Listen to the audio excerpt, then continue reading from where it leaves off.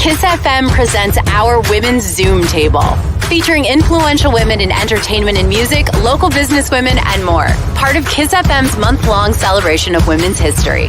Our Women's Zoom Table starts now. Starts now. Hello, welcome everybody. My name is Tanya. This is Ruby. Hello. We are super excited. Thank you guys for tuning in and for tuning in all month long to our Women's Zoom Table. I have learned a lot. I've got some really great nuggets from these. So thank you all. Yeah, it's been a lot of fun. It has been a lot of fun. So I'm going to get straight into it because, of course, she has been in the waiting room for like the last 15 minutes because this woman is a boss. She is never late. She is early to things. She is singer, actress, activist, entrepreneur, you name it. She is it. And she is one of my very best friends. So everybody, please welcome Sophia Carson. Yes, I feel like I have to clap. Like, yes. I'm gonna get emotional. That was so sweet. Hi, guys. Hi. It's true though. I always tell you this all the time. You are such a badass and you do so much and you do it so well and so gracefully. And you have such a heart for everything that you do. And you also work 10 times harder than any man that I've ever seen in this industry. So I just think it's so great that we are finishing off this month with you as our guest. Thank you so much. That means the world to me. And T, you know, I love you. Ruby, it's so nice to meet you guys. Nice to meet you guys for having me be a part of this. This is so cool. I didn't know that we were ending the month with this. That's so special. Yeah. Wait, I think so. Yeah, this is our last one of the month. Yeah. That's so cool. What a beautiful thing you guys are doing. You know, me and T are always talking about how we as women have to lift each other up and celebrate each other, and we do that constantly. So I'm grateful to be a part of it. I want you to kind of, because the reason that we've been doing these is because I think that women don't talk about the struggles and the things that they go through in their specific industries. Okay.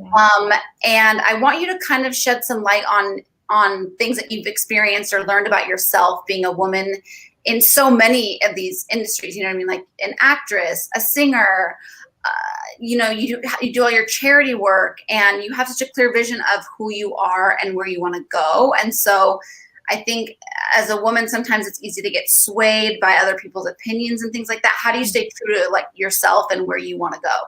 Yeah, I think that's so important. And I think we're living in a moment in history in general, but also in the music industry where we are now celebrating women who are so clear in what their stories are, even if they aren't what is considered mainstream, right? Like the Billies, the Rosalias, the Hers, like they just unapologetically told their stories, and that is now celebrated. But I remember a couple of years ago, it wasn't necessarily the same. I remember experiencing, especially when I would go into, when it came to recording music or the songs that I was sent, they wanted me to tell a very specific narrative.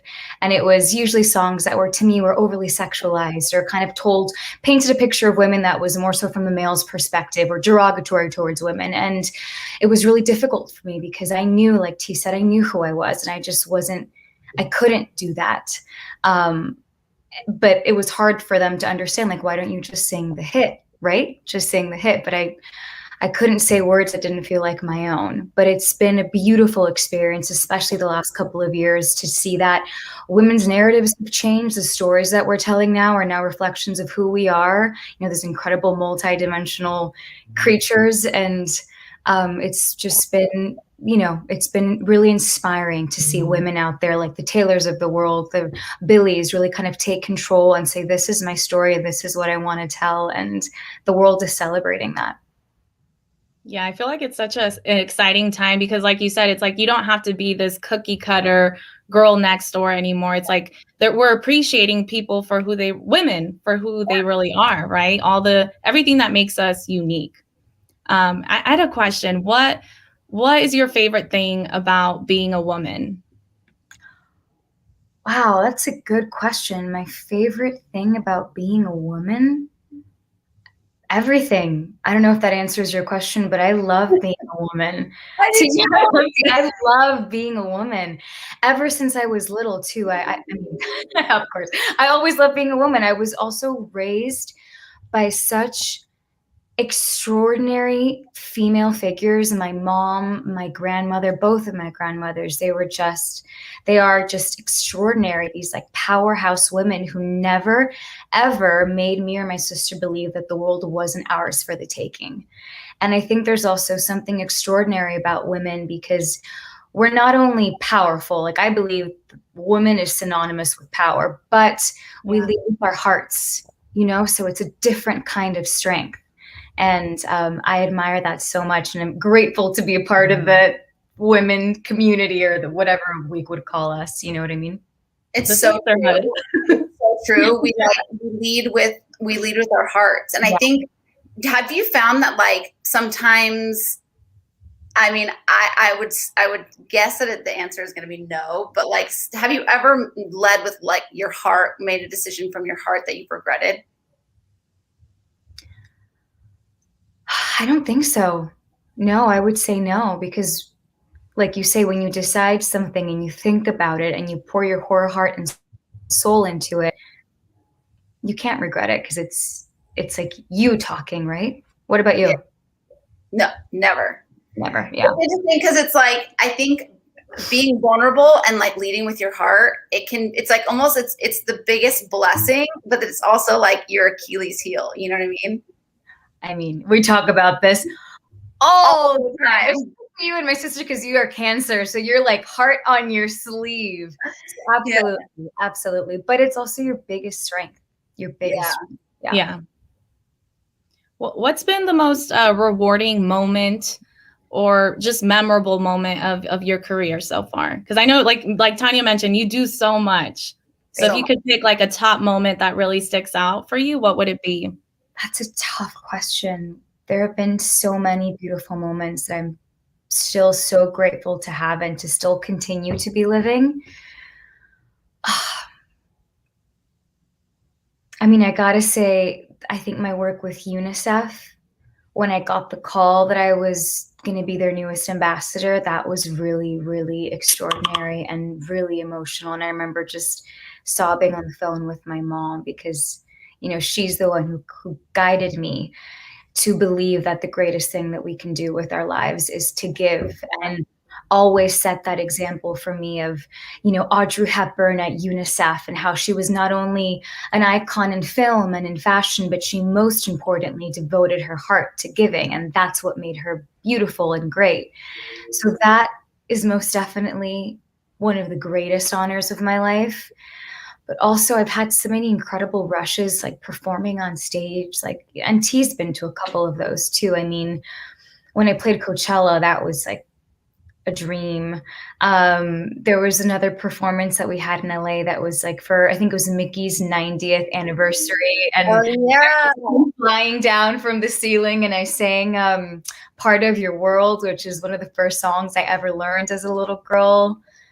Shooting Songbird, the Michael Bay movie in the middle of the pandemic, was also surreal. So there are so many moments that are like part of bucket lists that I would have, never in my wildest dreams.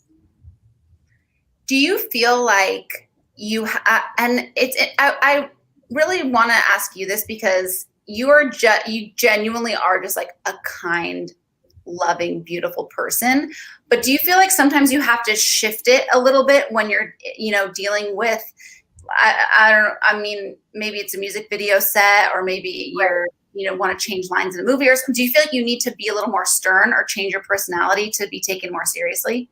I wouldn't say change my actually, I would say that it's a good question. I think I've experienced the opposite. I think I've experienced more respect, or that they respect you because you're kind yet still stern, if that makes sense. So you can like approach situations and ask for exactly what you want, but in a way that is still kind. And I believe that that's the best way to work. And I learned that from my mom too, because no matter what situation we're in, she always leads with kindness. And I've always felt that's the best way to to deal with anything, because sometimes it's not easy to be in a film set. Sometimes in a music video set, things might not be going the way they should, but I've always believed that being honest and professional and kind is the way to go. Those are good tips, because it's true when you're professional and when you show, like, you're one of those people where you don't, like, if it's your call time is 4, you're here at 3:45. Like, you're super professional, and I think there's a level of respect that comes from that, whether you're male or female. Yeah, absolutely. Definitely. Yeah. I'm super close to my sister or my sisters, and I saw that you're really close with your sister. How does that bond help you, like, navigate through your career, right? Like, have you guys gotten closer as you've gotten older, or have you always been really close? Yeah, most definitely. And I love that you're close to your sisters. Yeah, she's not here right now, or else I would have had her popped in. But over the years, we most definitely got closer. And also, so many of the moments that I cherish the most in my career, I cherish them because I shared them with her, or I shared them with my family. I feel like that's when you share those special moments, that's when they become like a forever memory, if that makes any sense. Yeah. Or else they become kind of a lonely world or a lonely industry. And my sister really doesn't care about anything apart from the fact that as long as I'm happy, and as long as, I'm grounded, like, that's all she really cares about. She doesn't really care about in a good way, you know what I mean? It's not about fame. It's not about how much work I have. It's just about us being sisters and our friendship and our bond and making sure that we're just healthy and happy. So, gosh, I don't know, living with her and having a relationship is such a blessing. It's such a gift. And recently I've been in the studio writing a ton, and it's been so cool to, like, come home and then share the songs with her. Like, there was one night where I came home at like 11, played a song for Bao, and she was like, we have to pick up Tanya right now and play this. And we, like, drove to the valley, picked Tanya up, and it was just like the three of us blasting the song in the car. But it was so special to, for her to, I don't know, find a piece of herself in what I'm making too. It's really special. That was really a special moment, I think, because it's like, you almost as like a protective sister role, like, you took this, like, story that's so true that, like, so many women have experienced, and you kind of told it through your eyes, and that was really, really special. Thank you. I can't wait for people to hear that one. Me too. We're getting ahead of ourselves. Yeah, I know. I actually do want to mention, because you are wearing is it a gold blazer? Gold. Is it a gold blazer or gold blazer? Yeah, it's a power suit for the women's table. Love it. A gold power suit, and it's very on theme because Gold is coming out in a couple hours, right? 5 hours. Oh my God! In 5 hours. In 5 hours. Wild. Talk us through this song. Why now? What's it about? Like, give us all the specs. So we finished bringing this song to life in the middle of the pandemic. And I remember it's a Stargate record, and I'm a huge fan of Stargate and everything that they do. And when I heard the track, I remember it was middle of pandemic. Los Angeles was ghost town. And I was driving in my car, and I listened to the record, and it just made me feel happy for 3 minutes. And I wanted to listen to it again just because it made me feel good, and it kind of transported me. And that's when I remember I called Ken and Neil from the label, and I said, if we can do anything right now and share music with the world, we should release something that for 3 minutes can make people just smile and feel good and maybe transport them. And I was so excited. I was like, we have to release this first. We have to release this first. And everyone was on board with it. And that's really why I fell in love with Fool's Gold. And when you guys hear it, you'll know that it's a really soulful record, but it's also kind of electric and fiery at the same time. But there's something about the melody in it that kind of like embraces you and just makes you feel good. And that's why I fell in love with it. And I wanted to start off, well, you saw in the single cover, there was flames, and I don't want to give too much away, but fire represents the beginning or the birth of something. So that's kind of where our story is going. Do you have a music video along with it? Or are you guys? Perhaps. Okay. So is this the first of many? Like, what else is to come for you? This is the beginning. I've been writing a lot. So this is, all I'll say is that this is the beginning. It's very Love it. exciting. And I do want to, so you were talking about Audrey Hepburn and kind of how she's somebody that inspires you. And I know obviously like your mom and your sister, who are other women that you look to either in the industry or not, that you kind of either get inspiration from or just really admire them, what they do? Honestly, and not to be cheesy, because we know that I am cheesy like T, or actually T is way cheesier than me, but we're cheesy. Right? Like my mom, we have to send my mom like cheese pizza emojis because we're like, okay, we have to tone down the cheese. Cheese. Honestly, you guys are badass women in the radio industry, a predominantly male dominated industry. So like, this is so cool.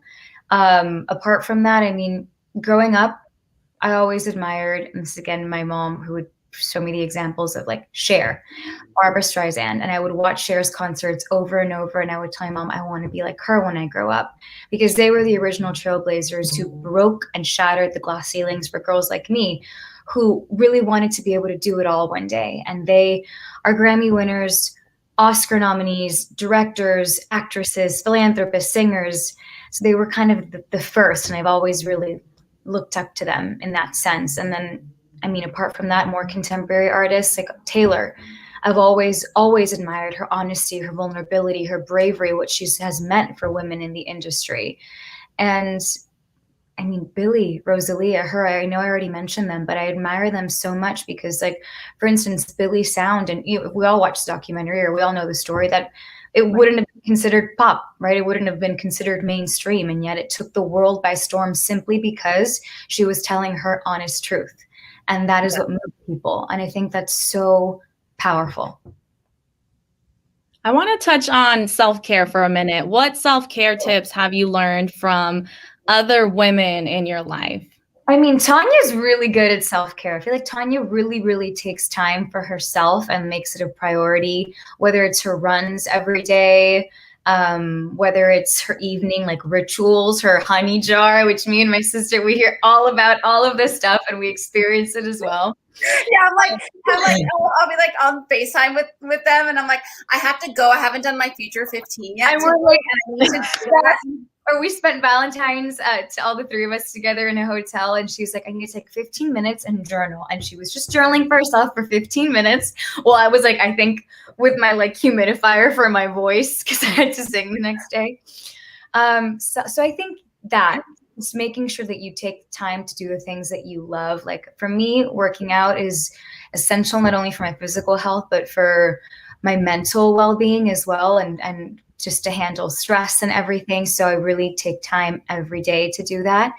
And apart from that, just, taking the time to, I really struggle with, I'm so in love, because work isn't what I do is not really what I do. It's who I am. So I have a tendency to want to do this at all hours of the day. But, at one point it's just not healthy. So just taking the time on weekend to like get away for the weekend and be like, it's okay. You can do that, or just not work for the day or whatever it is, that just kind of listen to your body in that way and balance, playing and also working. Playing with balance, right? Yeah, exactly. Balance, I think is easier said than done. Way easier said than done. Yeah. Because also I love working too. So it just makes me really happy and I don't mind doing it all the time. But then again, you just have to just take a moment just to breathe. But I really mean it when I say that, like, you work so hard, like, and it's all, obviously it's behind the scenes, you know what I mean? Like, you're constantly doing things. Where did you get that like work ethic from? And like, how did that get, because I don't know if a lot of people know, when you first started, when you got the role for Descendants, like, you were a full-time college student, like you were working at it for a while. Yeah. I mean, the work ethic I got 1000% from my grandparents, who have been, they to this day, work 7 days of the week, and they're just extraordinary. My grandmother's extraordinary, and my mom and dad. My mom's work ethic is just like Tino's. she runs a whole business on her own on the East Coast, and she's a badass. And at the same time, we're like partners in crime in this. I call her my head of management because she is just my rock, my wisdom, my wind, my everything. And I wouldn't be here without her. And the way that she works and the heart that she pours into everything that she does is just extraordinary. So I get that all from my family. And I guess, yeah, what T said, I've been working for this since I was 3 years old, and professionally working for it since I moved to Los Angeles, and I was a college student and went to like over 200 auditions and wrote, I don't know how many countless songs that will probably never be heard. But that's the story of artists, right? In this business, it's the millions of closed doors until that one door opens, and that's the one that's meant for you. But you definitely have to be relentless and be obsessed with this and love it. Relentless. Yeah. That's a good keyword. Yeah, it is. So thank you so much, Sophia. We wanted to do some fan questions. Right? Let's do it. Let's see. We have one that says, "What's the best book you've read?" Oh, that's a good question. My favorite book I read when I was in high school, and it's Paula by Isabel Allende. It's about her daughter, and it's one of my favorite books. Love it. I love this question just because it's like so good. What makes you feel unstoppable? What makes me feel unstoppable? I feel the most unstoppable when I'm on stage performing. And what I always try to think of, or the image I need to like get into my brain, is I think of Beyonce strutting down a stage like the world is hers for the taking. And then I'm like, okay, Sophia, put on your armor, get out there. But I feel like that's when I feel the most unstoppable, is when I'm performing. I mean, I love that. And then let's do this one more, because a lot of people were asking, and I know we kind of asked you, but maybe if it comes from a fan, you can give a little bit more. She said, I can't wait for Fool's Gold. Can fans expect your album in the near future?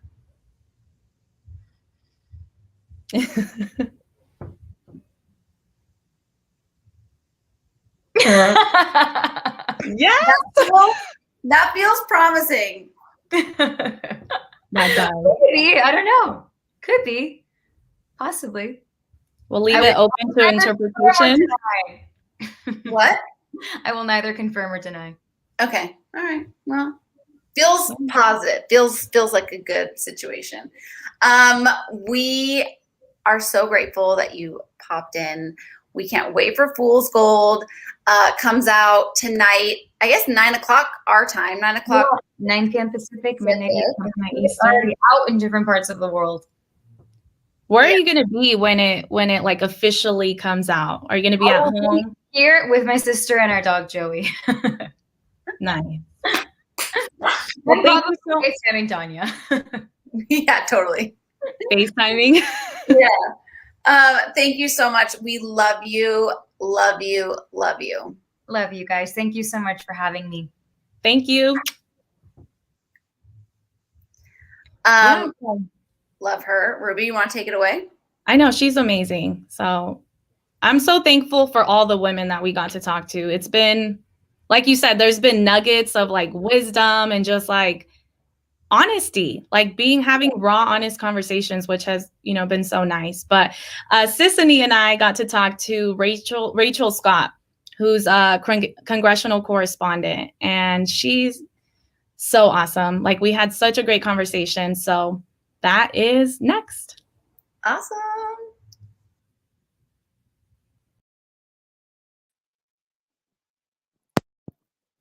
Hey. Hi. How are you guys? Good. How are you? Good. I'm good. It's been, what a year it's been like already. It really has. Well, for you, you're actually like doing real news. I'm like, oh my gosh, is it barely March? It feels like it's been another year, right? In the past 3 months. No. Seriously. Oh my gosh. Rachel, this is Ruby. I don't know if you guys have met. I know you and I have met through the Seacrest show, but that's nice to virtually meet you. Nice to meet you too. And thank you for doing this. This is like an honor to us, truly, because I know how busy you are. Thanks for having me. I like anything KIIS. I told you guys back when I lived in California, I grew up on this show. So it's always like an honor. I always get super excited. Well, that's why we wanted you on. I want everybody that's watching right now to get a glimpse. Well, basically what we're doing and what we have been doing all month is having inspirational women on KIIS FM's Zoom table. That's what we're calling this. And just having great conversations in honor of Women's History Month. And what better person than someone right out of Southern California, Diamond Bar. Yeah. You're the homie because you've been listening to KIIS your entire life. Welcome, Rachel Scott.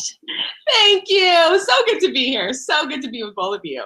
Yeah. So, I mean, everybody who doesn't know, you are and I have to read this because I'm not as smart as you. So I want to make sure that I get your title right. No. The Congressional Correspondent reporting from Capitol Hill across all ABC news programs and platforms, including everybody. Good Morning America, World News Tonight with David Muir, Nightline 2020. I mean, the list goes on.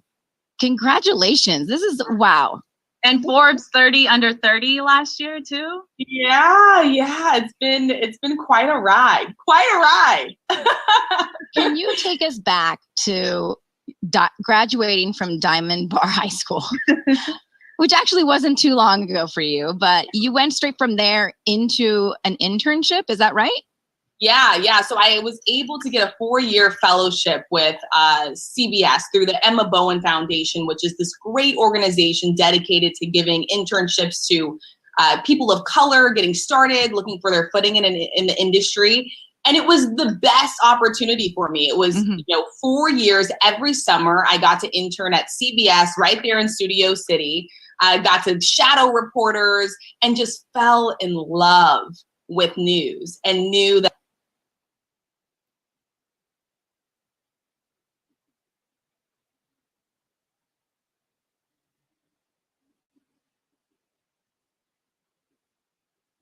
news and knew that 4 years every summer I got to intern at CBS right there in Studio City. I got to shadow reporters and just fell in love with news and knew that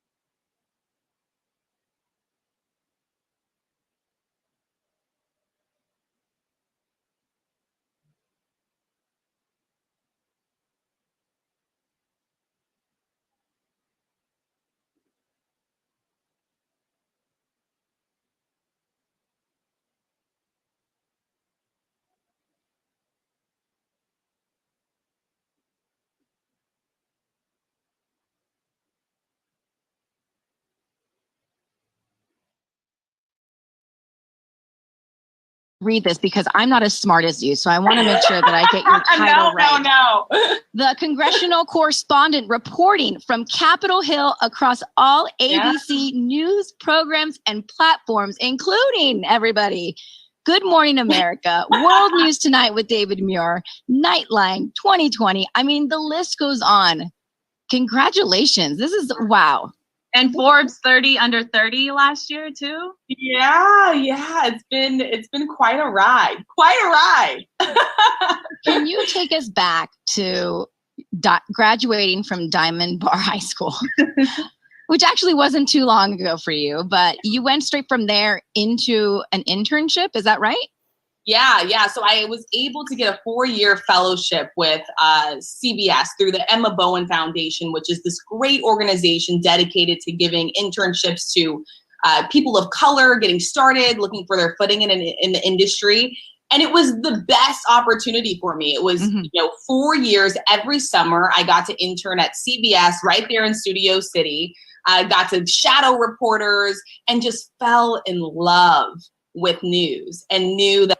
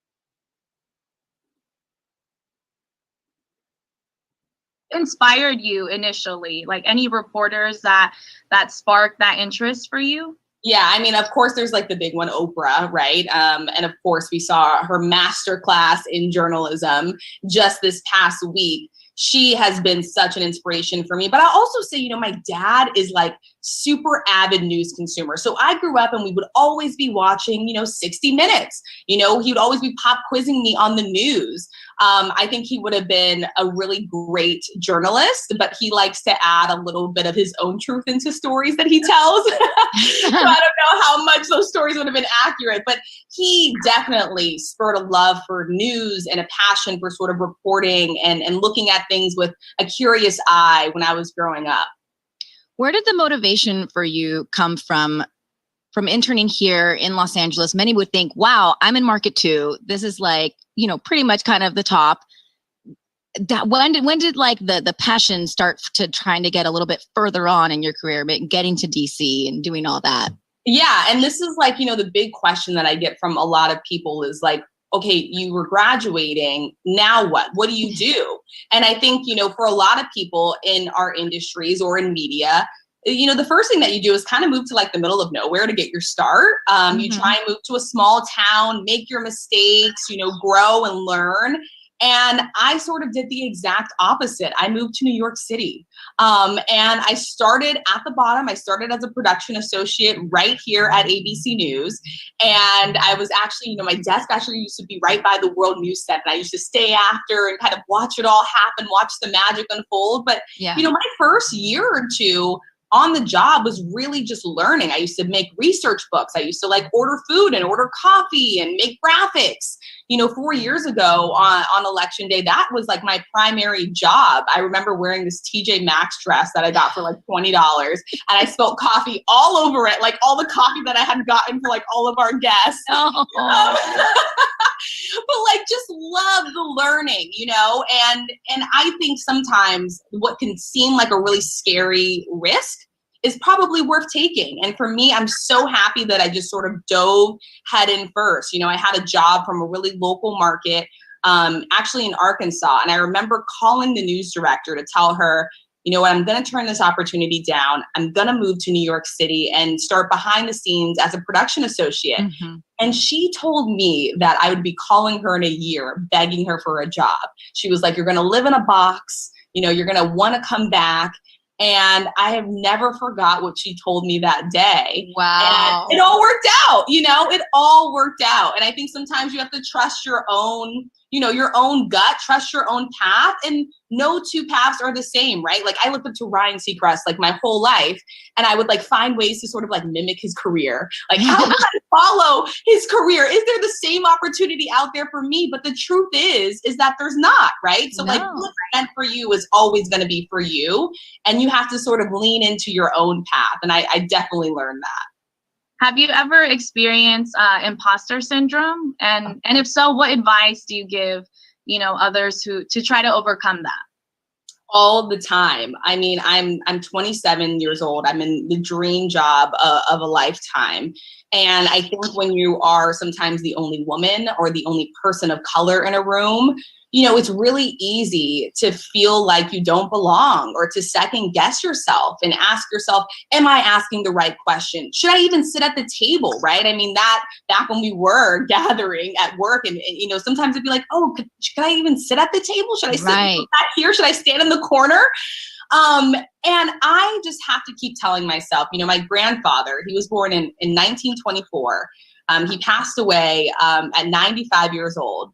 And he would always tell me to take up space. And I never really got what he meant until he passed away. But I think he meant in the sense of all his life, he was never able to exist in a lot of spaces that I am now able to. And his message to me was like, you have a right to be there. Take up space. You know, it's okay to exist. It's okay to be in these rooms. And not only is it okay, but you deserve to be there. You've worked hard to be there. And so I think, you know, on top of all of that, that's something that I just remind myself when I feel like, okay, am I having imposter syndrome? Am I questioning myself? Should I even be here? I just remind myself, like, you deserve to be in the room. You deserve to be taking up this space. And so for all the women out there that are questioning themselves, I know, especially the young women out there, I mean, it doesn't get any easier. But I think also you can also remind yourself that there are women just like you in all these different rooms all across the country, you know? Totally. And I try and think of that as well. Totally. So a few weeks ago, well, a little bit more than a few weeks ago, you see that Forbes puts out top 30 under 30, and you are on that list. What goes through your mind? Is your phone blowing up? Like, I literally thought it was a joke. I remember because we were right in the thick of like just coming out of the campaign season, and I had been doing a lot of reporting on like disinformation, you know, like disinformation from foreign countries, all this stuff. So someone had texted me the link, and Forbes like does not warn you that this is coming. There was no heads up, like tomorrow we're making this announcement. Like I just had no idea. And so I remember that morning someone texted me the link, and I opened the link and I was like, is this a joke? Like, is this disinformation? You know, I was like, what is this? And so then I looked at it, I was like, no. And then people started tweeting. And I just totally just could not believe it, like jaw on the floor. And it was just, you know, it's such an honor to be included on that list. And there were so many other colleagues on there, Omar Jimenez, who was a friend of mine, and a lot of people that I just like look up to and respect. And it was so cool. It was just such like a really, really great honor. But, you know, I think sometimes too, these lists, right, we like push ourselves to like be 30 under 30 and like excel and be this great thing by this certain time. And I also think that's a little bit tough, like in modern day right now. And we have to accept as well that like things happen at all different times for all different people. And I think that's really important too. Definitely. Where do you see yourself down the line, like in 10 years? Where do you envision yourself? Yeah, I mean, and then like media is evolving so much. Like I just got on TikTok this year. Like that was like my goal of like trying to like, tell news to my friends on TikTok who were like watching TikTok and Instagram reels. And so for me, I know I want to do politics. I love covering politics, but I definitely want to be able to tell stories in all different mediums and platforms, So whether that's on Good Morning America or World News Tonight or Nightline, but maybe dipping into the podcast space and, sharing and condensing that information into a 40-second version for TikTok or for Instagram Reels. And I think that's one of the most exciting parts about being a journalist right now is you just have so many different ways to reach people. And I love that. I love like taking a piece of what I'm reporting on television and telling a different side of it on social media. So I just see myself sort of blending, those roles together, but still covering politics and, and still covering Capitol Hill and the White House. Speaking of social media, I saw a post that you did the other day, and it was you had like all your notes that you put on there. And so it's like after a whole month long of everything that you were covering from the Capitol Hill riots, like, everything that happened. And I zoomed in trying to just like make sense of any of the like your notes, basically, which by the way, you have really good handwriting. I did the same thing, Sissany. I was like, what did she write on there? It looks so nice. Yeah. And so I'm like wondering, like, what's your process? Like, how do you kind of like gather your notes into your reports? I know. It's so funny because people always think sometimes we have like teleprompters in front of us when we're out in the field. And I definitely don't, when we're live and during impeachment coverage. It was so funny because I just had pages and pages and pages of notes. And what was really, cool as a reporter covering the trial is that you actually got to go inside of the Senate chamber and no phones are allowed inside, no cameras or anything, but you could sit back in the gallery as a reporter and just take notes. And so what I would do is I would just sit and just kind of people watch because the cameras actually weren't pointed towards the senators who were the jurors in that trial. And so, Senator Bill Cassidy, one of the Republicans, he was pacing back and forth, for a lot of the trial. And, you try and scribble down as much notes as you can as you're taking, watching and taking notes. And it was just a disaster because sometimes I can't even read my own handwriting. I'm like, what did I just say here? What is that? But I try and break it down into, things that I always try to remind myself, like, how would I tell this story to my mom, to my best friend? What would they want to know? What information is most important to them? And what information can I bring as a reporter that the viewer at home would not know unless I was in the room? And I think that's really important too, bringing people into a story and trying, you're their eyes and ears as a reporter on the ground. So I always try to remember that and remind myself of that when I am on the ground, especially, whether it's, I used to cover natural disasters, but even now covering politics, bringing people into a side of the story that they would not know otherwise unless I was there. It's a good point that you bring up. And it's kind of like what we do in radio. Not that I'm trying to even put myself on the same level as you, but but like when we were starting out, it's like, people were like, how do you just start talking on the radio? And somebody that gave me advice said, pretend like you're talking to your best friend or your mom. Don't try to like have this persona like, hey, it's Sissany on 102.7 KIIS FM. Like if you do that, then you're already out of your head. So the first thing you want to do is pretend like you're talking to your best friend because that's how you naturally. Yeah. And people want to talk to people that are relatable, right? We love and we're drawn to people that are relatable, that we see ourselves in, or we're like, oh, I could have like a drink or dinner with that guy, right? Or like, and so I think that's important too, is that you don't have to put on this sort of like facade. I mean, the biggest feedback that I get is just to be more Rachel. And I think that's so awesome. And like, trying to like lean into that. I'm like, okay, like I'm like awkward and weird, but like, I'm just going to be me. I love it.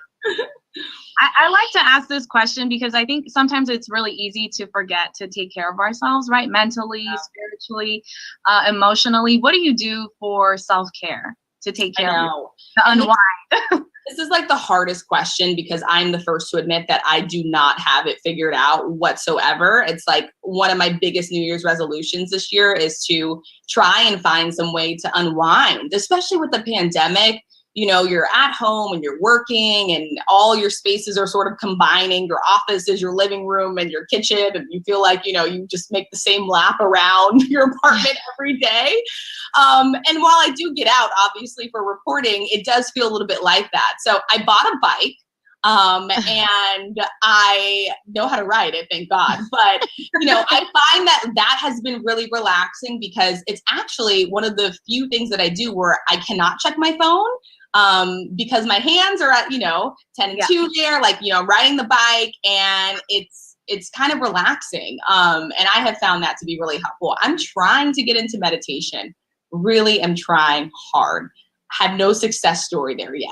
I don't either. I can't focus. All of a sudden, my brain just starts thinking of all the things I have to do.